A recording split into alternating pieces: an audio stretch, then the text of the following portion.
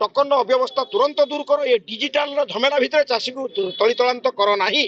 Miller agent मधुचंद्रिका भितर काटाकुटी चली सरकार ये समस्त अव्यवस्था दायी। जी सुभद्रा पाउची स्वामी जदि धान दउची तार आधार कार्ड मारी तार मुद्रा को कटा जाउची। जानिथिबे गांधी पथे ओडिशा सुरक्षित ओडिशा चाषी को न्याय नारी न्याय युवक न्याय श्रमिक न्याय पाइबा पय हम लड़ाई चली।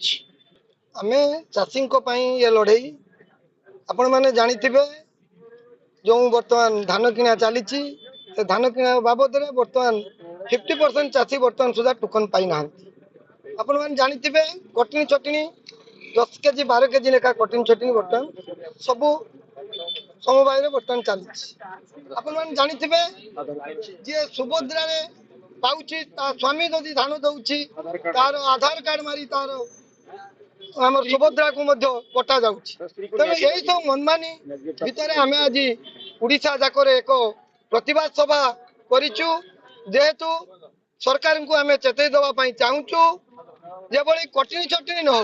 आम जाचु कटनी चटनी ये मिलर डायरेक्ट मिलर धान नौना या सरकार जाना कथा। सरकार दौरान मिलर को मिलर गोटे गोटे एजेंट को लगे एजेंट जहाँफल कि 10 केजी 12 केजी धान काटिला सी मिलर को खुशी करने 10 केजी 12 केजी काटुं मिलर से तार मिलर एजेंट मधुचंद्रिका भितर काटाकुटी चली। आपण मैंने जानिथिबे गोटे चाषी सी क्विंटाल पिछा जदि 3100 टंका बिकुला बेले जदि 12 केजी धान कटा जाए आपण मैंने जानिथिबे अखाबुरा फेरा जाऊ नाही। से अखाबुरा फेरऊ ना। आपण मैंने जानिथिबे धान बही नहीं सेठी देला परे जो कटिंग चटिंग होउची चाषी गोटे 2200 टंका तार धान क्विंटाल पड़ुचु। किंतु सरकार डिमडुम पिटुचंती जे आमे इनपुट सब्सिडी दउचु।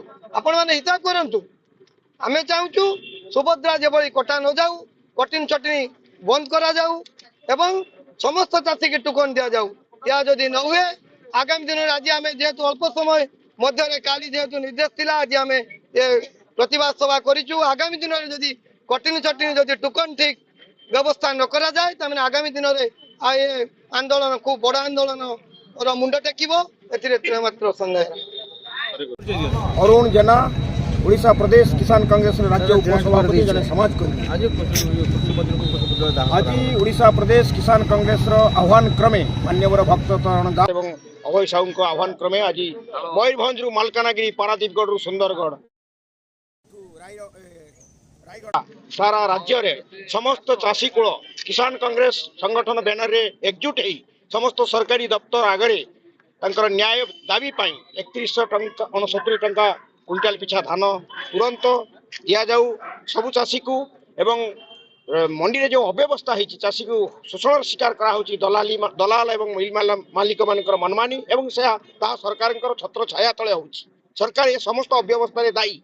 सरकार चाषी को शोषण करिवारे दायी अछंती। तेणु तार प्रतिवाद करके आम सारा राज्य में आज प्रतिवाद जनाऊँ जे चाषी टोकन फकन झमेला बंद करो तार समस्त बलका धान को क्विंटाल पिछा 3169 टका किण आउ टोकन अव्यवस्था तुरंत दूर करो। ये डिजिटल झमेला भितर चाषी को तलितलांत करो नाही।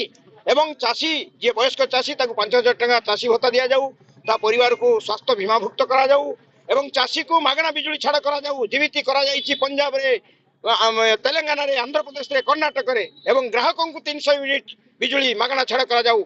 2025 विद्युत नियामक आईन जरा पार्लियामेंट रही भारत वर्षर समस्त कोटी कोटी जनगण को शोषण करके कंपनी को पुषिबा बातिल करा जाऊ। ये समस्त 7 दफा दाबी नहीं आज सारा राज्य रे ओडिशा प्रदेश किसान कांग्रेस डाकरा रे चाषी को न्याय दाबी रे आम ये प्रतिवाद सभा करुचु। कृषि मंत्री समवाय मंत्री कोटी कोटी कोषपत्रिका दा होउची दाबी पत्र दिया जाउची विक्षोभ होउची प्रतिवाद सभा होउची पथप्रांत सभा होउची आपण मानक जरिया रे आम चाषी कूलर दाबी ओडिशा चाषी मान दाबी को सरकार उपस्थापन करुचु। सरकार बहादुर तुरंत समस्या समाधान कर चाषी को न्याय दिंतु। आपण मैंने जानिथिबे गांधी पथे ओडिशा सुरक्षित ओडिशा चाषी को न्याय नारी न्याय युवक न्याय श्रमिक न्याय पाइबा हम लड़ाई चली।